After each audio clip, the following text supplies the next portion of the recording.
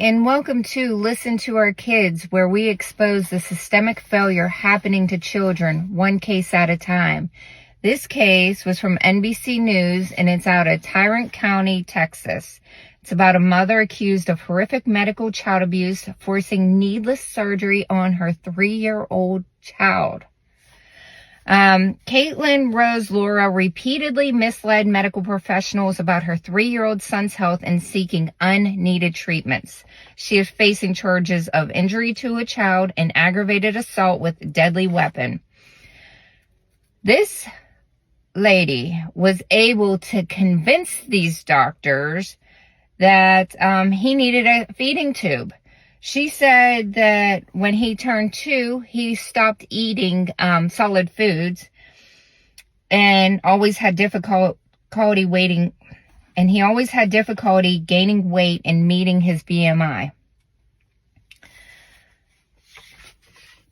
This child was also in a wheelchair and had leg braces and was on multiple medications, which he needed none of that. He was able to walk on his own. He was able to eat solid foods if they only took a moment to investigate further.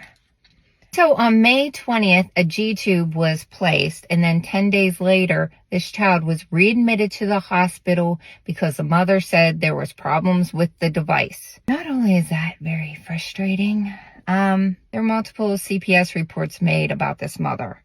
Child Protective Services closed its case without removing the child from Laura's custody.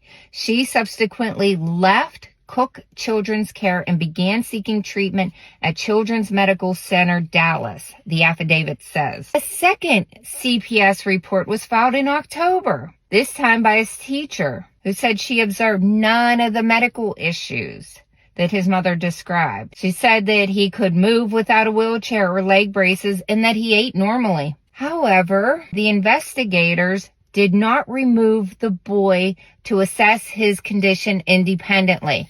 So guess what? They did absolutely nothing. And then Laura withdrew her child from the school. This child went through another surgical procedure with getting a GJ tube. It is similar to a G tube, but extends from the stomach to the intestines to allow direct feeding into the intestine. So that procedure, he was hospitalized from December 26th through January 9th. He was readmitted to the hospital in February because of the leaking of the GJ tube. That prompted another CPS report. And this child on February